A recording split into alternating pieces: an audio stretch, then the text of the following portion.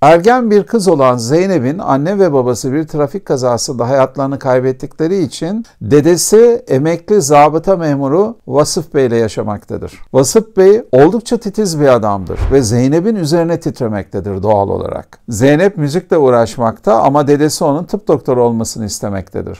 Ve torununu iyi bir koleje yatılı olarak göndermek üzere müracaat etmiştir. Müracaatı da kabul edilmiştir. Ama bundan Zeynep'in haberi yoktur.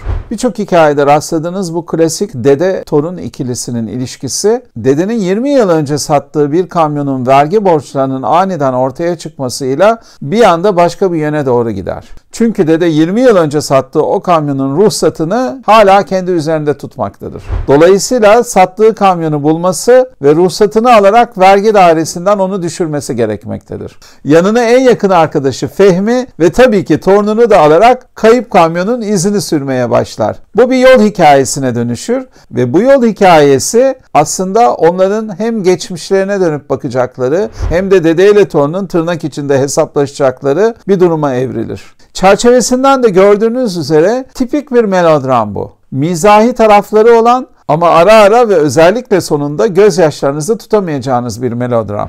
Bir melodramın tüm gereklerini yerine getiriyor. O açıdan da başarılı. Mizah unsurunda özellikle Fehmi ve Fehmi'nin internetten tanışarak hep düş kırıklığına uğradığı kadınlar var.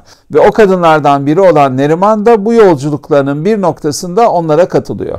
Filmin çekildiği yerler Bursa, İznik civarı. Dolayısıyla sizde de bir yolculuğa çıkma hissiyatını uyandırıyor. İçinde bulunmayı arzu edeceğiniz doğada çok güzel yerlerde çekilmiş.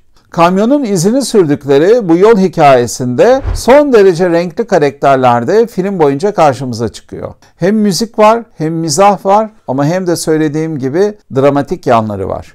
Ailenin tüm fertlerinin rahatlıkla birlikte seyredebileceği bir film. Şimdi geldik en önemli noktaya. Filmde çok önemli iki oyuncu var. Tabii ki torunu oynayan Ülkü Hilal Çiftçi de çok başarılı bir genç oyuncu.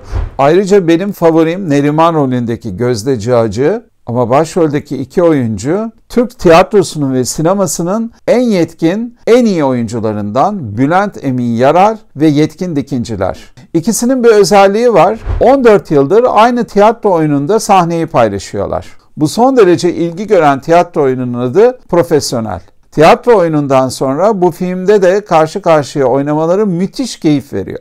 Bülent Emin Yarar'ı ayrıca önümüzdeki aylarda Hakkı filmiyle de seyredeceğiz. Ki kendisinin geçmişte Türk sinemasında ödüller kazandığı oldukça başarılı filmleri var. Keza Yetkin Dikincilerin de aynı şekilde. Dolayısıyla bu oyuncular bile bu filmi seyretmenizin önemli iki nedeni olacak.